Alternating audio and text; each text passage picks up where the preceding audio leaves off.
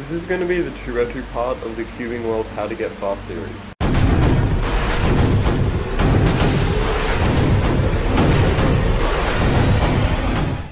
You should already know how to solve a 2x2 before you watch this video with the Ortega method or a more advanced method than that. If you don't, there are plenty of tutorials available that you can learn from.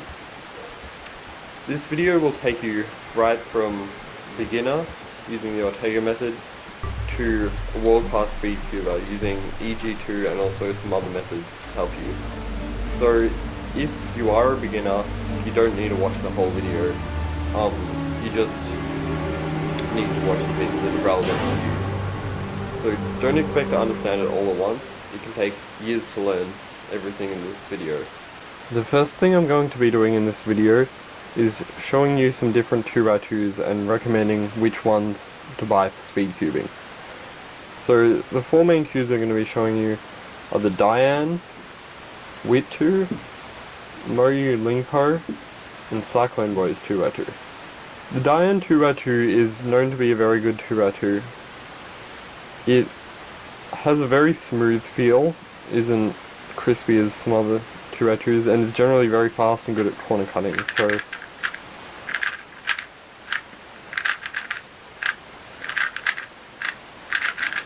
as you can see, it turns very nicely and doesn't really suffer from any lockups. So this cube was used for the current 2x2 world record, and I've used it for the past few competitions, and I definitely recommend this cube. So for most people, this will be the best 2x2. Before Diane released their 2x2, the Wit2 2x2 was probably thought of as the best 2x2. I used this 2x2 up until recently, and I used it in the World Championships, and it's generally quite a good cube. Most of the time out of the box it has a crispier feel than other 2x2s. However, mine's very broken in, so it doesn't really have much of that. It does lock up a bit more than other 2x2s, but it's still very good.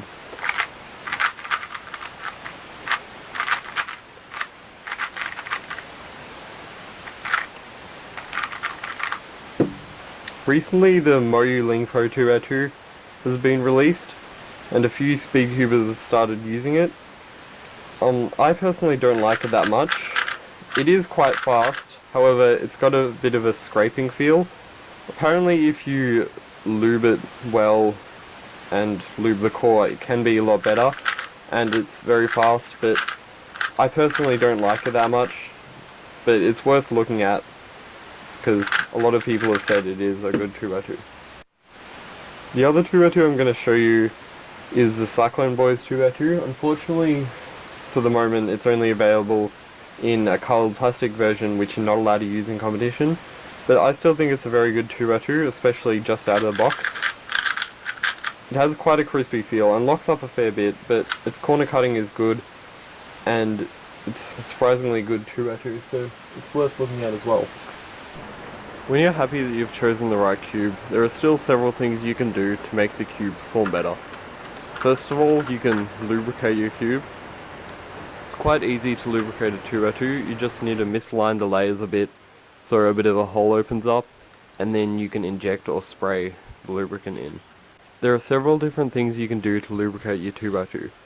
You can spray some spray silicone, such as CRC, or generally any brand will work. Or you can also use liquid lubricants. These include Maru Lube, differential oil, usually 50,000 to 30,000 WT viscosity works best, or something like Lubix or another injectable silicone can also work well. If you find that your 2x2 will explode sometimes, or if it locks up a lot, or generally the pieces just don't feel very together, then it may be too loose. And if you find that your 2x2 is very slow and you can't cut corners at all with it, then it might be too tight. So that's why you need to tension it. This is also easy to do. You just need to get a screwdriver and tighten or loosen the screws that are directly between the pieces.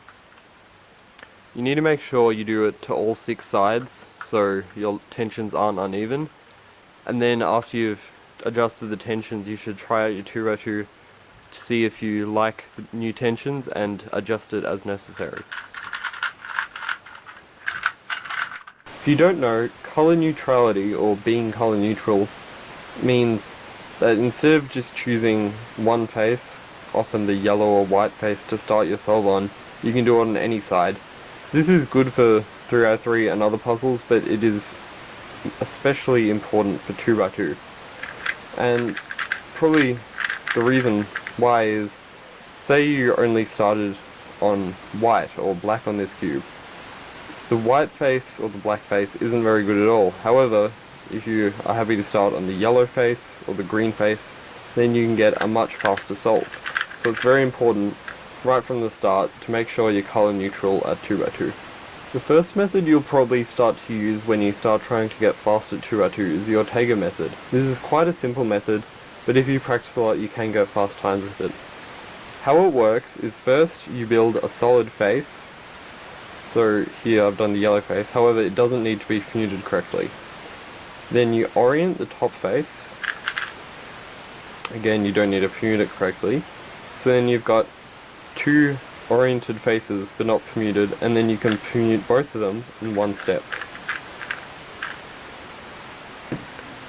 The first step, solving a face, you should be able to do in 5 moves or so with practice. You need to learn 7 algorithms for the orienting the last layer, the OLL step, and for the last step, the permutation of both layers, PBL, you require 5 algorithms, but you can learn more to be able to do the cases from different angles. When you first learn the method, you shouldn't just use the first algorithms you see, because often they will be out-of-date algorithms that are very slow compared to ones people have found now. So it's worth looking at a few different websites and trying out the different Ortega algorithms to find the ones you like. Some websites I can recommend are Chris Elson's website, which has multiple algorithms for each case, which can be very useful, and also Eric Ackersdyke's website has some Ortega algorithms that you might want to look at as well. If you want to be fast at Ortega, you need to make sure that the side you start your solve on is going to be one that you can solve efficiently and quickly. So here you see that there is a blue bar, so 2 blue pieces next to each other, which will mean that you've only got 2 pieces left to solve if you choose the blue face, so it's probably the fastest to do. You should also try to solve your face in just one step. For example, a beginner's method might teach you to place pieces individually because it's simpler to teach. So it might say, first you want to place this black corner, then this one. However, that's obviously much slower. So if we do the same scramble,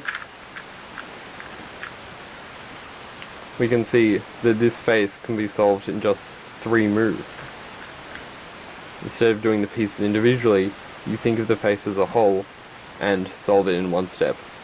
This might be difficult at first, but with practice you should pick up how to solve faces efficiently, which is essential to being fast with the Ortega method. It's also generally good to just experiment without actually timing yourself with 2x2 to see how efficiently you can build faces. So if you look at the orange face, you could do 1, 2, 3, 4, 5, or you could do 1, 2, 3, 4, or 1, 2, 3, 4. So there's multiple different ways to build a layer.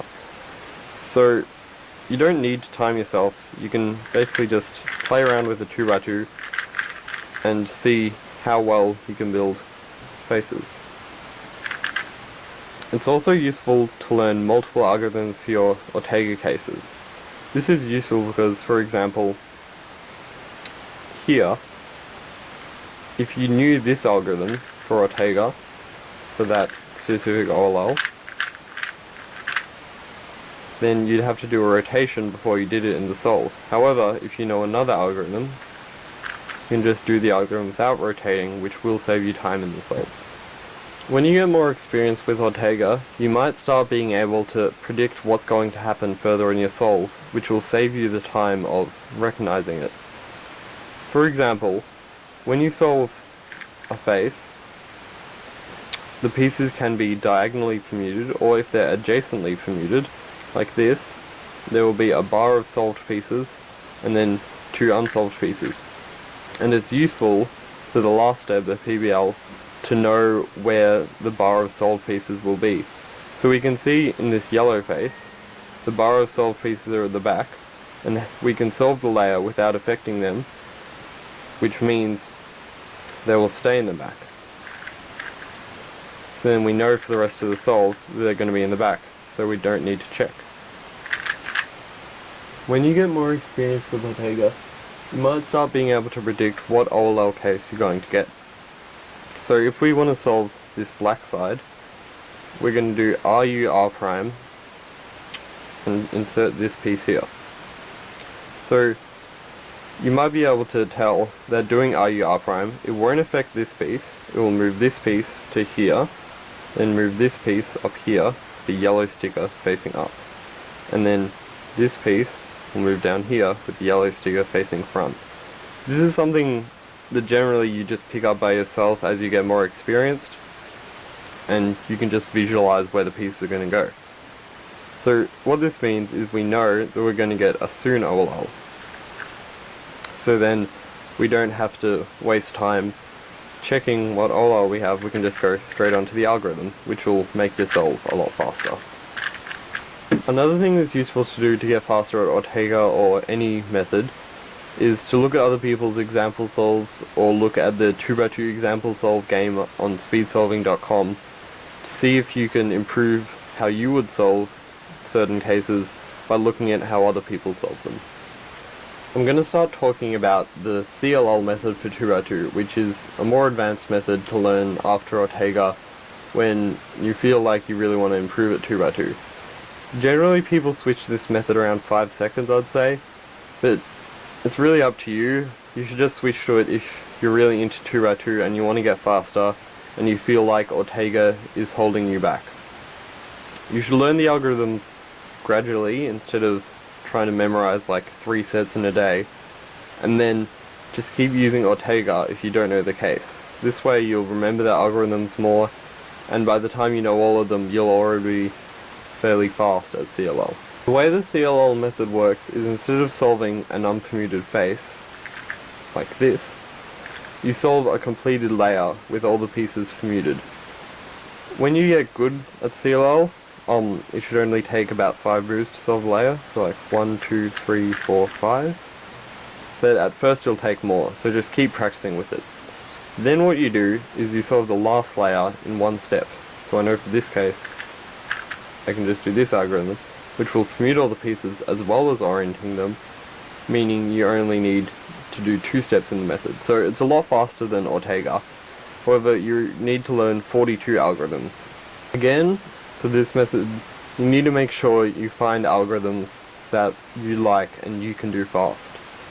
So it's worth checking out a few different sources, such as Chris Olsen's website and Anthony Brooks' website.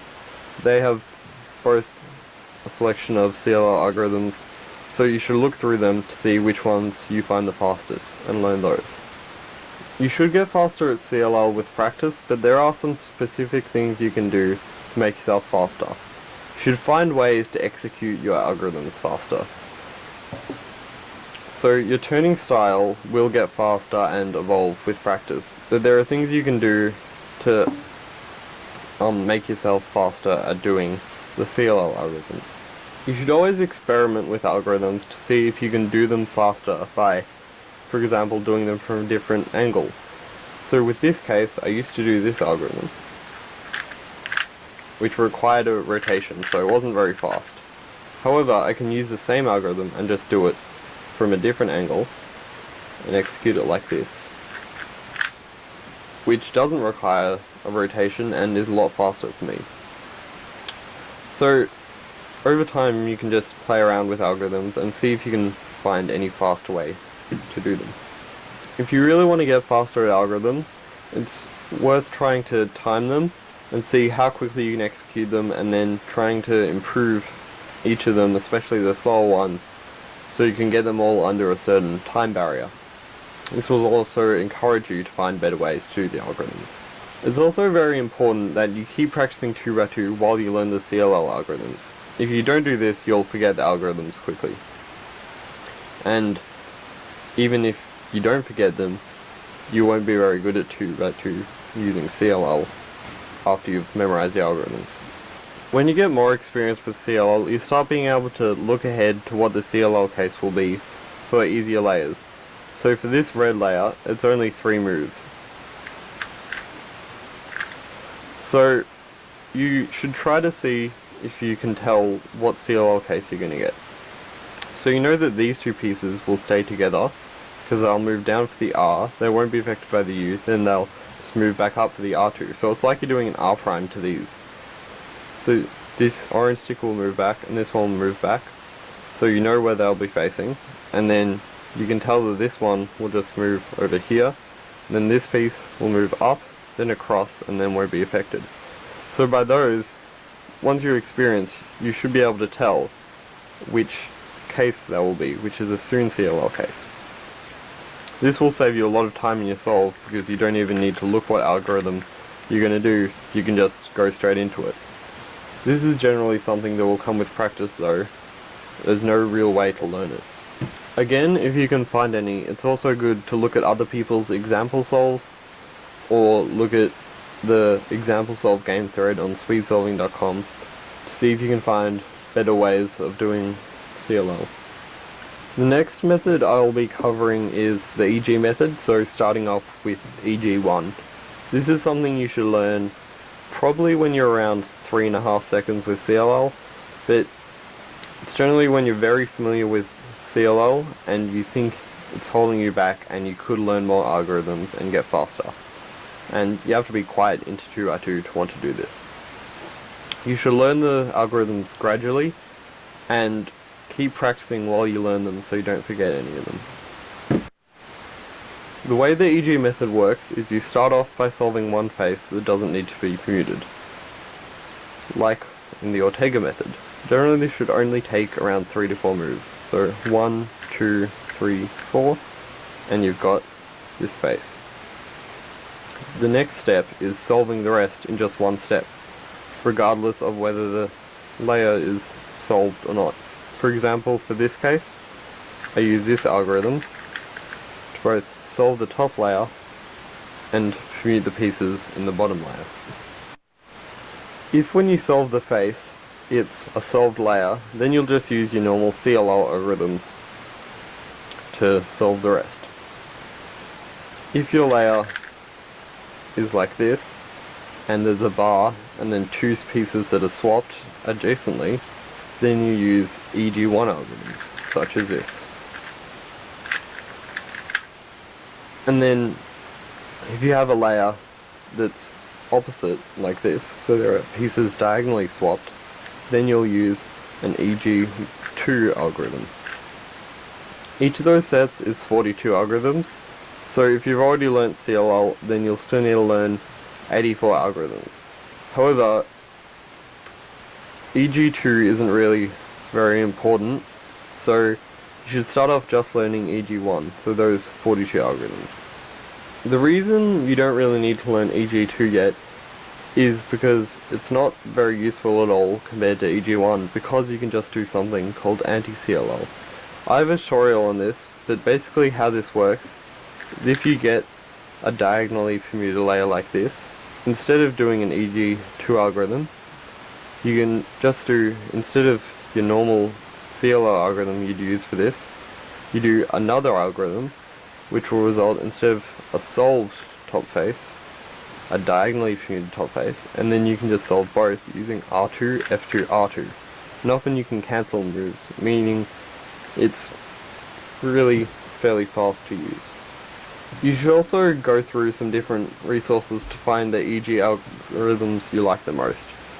So as well as Chris Austin's website, you should also look at Dan Cohen's EG1 page and the EG1 page on Anthony Brooks' website. If you want to improve your turn speed, which is a good thing to do for 2x2, you should try timing your algorithms, like I said with CLL. Some people have got all their EG1 algorithms less than a second, and even all their EG2 algorithms so it's worth trying to get your times down. For EG1, you should always make sure you know where the bar is going to be in your bottom face. So that's the bar of two pieces that are solved next to each other. So if we're doing the red face, U2R, then it's going to be there. But because neither of the moves U2 or R affect these pieces, we know they're going to stay solved. So then we'll know that the bar is going to be here. So with practice, you should fairly easily be able to tell where the bar will be, which saves you having to look for it before you do the EG1 alg. It's often worth learning multiple algorithms for an EG1 case, because it can make your solves a lot smoother. For example, if we're solving the yellow face here, we could insert the corner, then do U prime and a rotation, then solve it with this algorithm. However, if we know an alternative 2-gen algorithm for this EG case, we can insert the corner, and then without rotating, do the algorithm, which can make the solve a lot faster. As you get more experienced with EG, you should be able to start cancelling moves. What I mean by this is, if the first move of your EG algorithm was an R, and the last move of your layer was an R prime, then you don't need to do either of them because they cancel each other out. So we'll use the same example. Instead of doing this, and then doing an R2 to start the algorithm, instead of doing the R, you can just do an R prime, and then you've done an R2, essentially start the algorithm, and you can just go straight into it. This can save you a lot of time, some solves. When you get fairly fast with EG, it's very important to be able to one-look solves. What I mean by this is predicting which EG algorithm you're going to get after you've solved the face before you start the solve, so in inspection. When you first start trying to one-look EG solves, it might be worth going over your inspection time and seeing if you can accurately predict what algorithm you're going to get. But you shouldn't count those solves that go over the inspection time by a lot as PBs. Then if you want to make yourself improve further at one-looking, you should practice 2x2 blindfolded, and you don't actually use a blindfolded method, you just use normal EG method with predicting the layer, and you should be able to do 2x2 blindfold solves. When you get good at it, you should be able to one-look a face in just a few seconds. So then, when you get good at it, you can one-look multiple faces in your inspection time, meaning instead of just choosing which face is fastest, you can also choose which EG algorithm can be fastest, and then you can find a faster solution. Here's an example of one-looking multiple faces. You see the blue face first, and then here, and you can tell what algorithm you're going to get after you've done the face. So it's this case, which is quite fast, but you need to do a D2, and yeah, it's not very nice. Then you can also predict some other faces, and you can see if you do U prime R2 U prime R to solve the black face, it will leave you with a just diagonally permuted last layer, and you've got the first layer, so you can just do R2 F2 R2 to solve. So if you can predict what algorithms you will get after doing a few different sides and choosing which one will result in the fastest solution. When you start to get really advanced with EG, it's worth experimenting with some other tricks that will make your solves more fluid. Here's a fairly basic example. For this solve, if you want to solve the yellow face, you could do R U prime R prime, then rotate and do the algorithm. However, rotations waste a lot of time, and if you can avoid them, it's very good too, because it stops you having to regroup the cube. So instead of doing R U prime R prime, you can hold the cube here and do F R prime F prime, and then not rotate and just go straight into the algorithm. Here's a more advanced example. Not many people can do advanced things like this, but if you can, it's always good to see if you can do it in the solve. So I want to solve the red face here, so what I'd do, solve that, and then instead of doing this algorithm from here, I do it from here. And what that means is that I can cancel into it. So, and then instead of doing U prime R prime, then RU to start the algorithm, I just cancel the moves. Then what I can do is I can do the same moves from a different angle, which is very hard to conceptualize where you're gonna do the moves, but if you can, it can improve your solves. So instead, I hold the cube here, do F, U prime, R, U, R prime, U prime, R prime, F prime. It looks very different, and it looks like I'm just solving it optimally, but that is actually how I got to that solution, by starting with quite a basic EG solution, and then cancelling moves and doing it from a different angle to result in a much faster solution. So if you can do stuff like that, it can really improve your times. When you've got fairly fast with EG1, so probably when you average 2.7 seconds or faster than that, it's worth starting to seriously try learning some other methods, not necessarily full methods, but just some faster tricks which can make certain cases in your solves a lot faster. Again, you should do this slowly and keep practicing while you do it, but if you're getting really serious about 2x2, it's worth trying to learn EG2, so the EG cases where the bottom face is diagonally permuted, so that. But of course, when you're learning EG2, you can still do an EG face and then just do the anti-CLL if you don't know the case. So you should definitely keep practicing while you learn EG2. It's also worth looking at other methods, see if there are some fast cases that are worth learning. So if you can't find a fast way to solve it with your normal method, you can use another method and solve it more efficiently. These things include Stern-Sun, which is SS, it's called. And how this method works is you've got this piece out of the layer and the rest of it solved, and then what you want to do is put this piece in so you've got a complete side, and orient the last layer, so you just have to do the PBL. So this is a fairly simple case. So really you just want to learn the faster cases, so if you can't find a good EG solution, you might be able to find a good SS solution. Another method that recently emerged for very advanced solvers is the TCL method, invented by Chris Olsen and Rob Yao. What it is it's called twisty CLL because it's like CLL in the fact you have a solved layer, except one of the pieces is misoriented. So instead of, for example, solving a layer and then doing an EG algorithm, or solving the face and then doing a CLL algorithm, you can just solve it in one algorithm. So for this case, so it might not be worth looking at all of the algorithms and trying to learn every single one, but if you just look at the faster algorithms and learn them and know when to use them, you can make a few of your solves much faster, which can be the difference between a really good average or not. It's also worth looking at more example solves.